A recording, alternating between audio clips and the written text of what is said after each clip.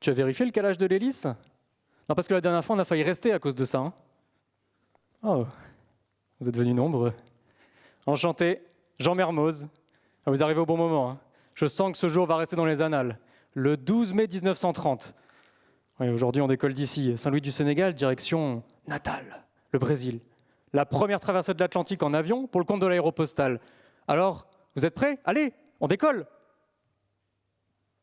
Puissance, rotation, ça y est, on vole. Ouf, on se fait balloter par le vent aujourd'hui. Mais bon, je vais corriger le cap, j'ai l'habitude. Tiens, voilà que l'horizon s'obscurcit maintenant. Voilà, ça y est, c'est le fameux poteau noir. De gigantesques colonnes de nuages, là, devant nous, des orages. Il faut que je trouve le moyen de passer. Ah, trop tard, je vois plus rien. On est pris dans le grain, la machine tremble. Allez, il faut que ça tienne. Il faut que ça tienne. Ça y est, le calme est revenu. Là-bas, le Brésil, on a réussi. 10 mars 2023, Toulouse, bonsoir. Je m'appelle Bastien et non, moi je risque pas ma vie dans un coucou rafistolé au milieu de l'océan. Mais j'ai d'autres choses qui me préoccupent. Avec mon équipe de recherche, on veut aussi tenter la traversée de l'Atlantique, mais avec un drone volant, autonome et qui utilise de l'hydrogène.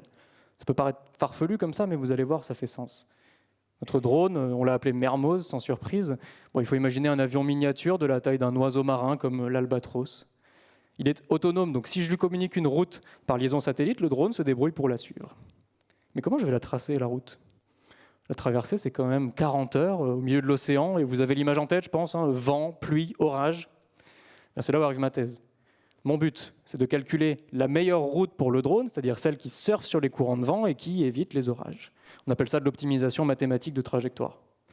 Et aujourd'hui, la météo est capable de me donner les conditions de vol partout au-dessus de l'océan avant le décollage. Alors, Mermoz, qu'est-ce que t'en dis?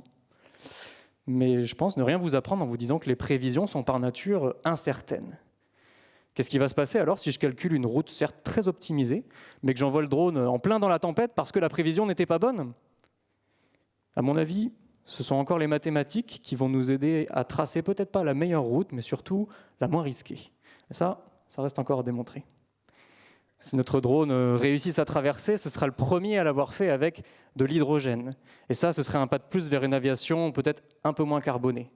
Finalement, il y a 100 ans, le défi pour Mermoz, c'était de donner vie à l'aviation, et le nôtre aujourd'hui, c'est de la rendre compatible avec le monde de demain. Et ma thèse, et je l'espère, un pas de plus dans cette direction. Alors Jean, merci. Et vous êtes prêts? On décolle?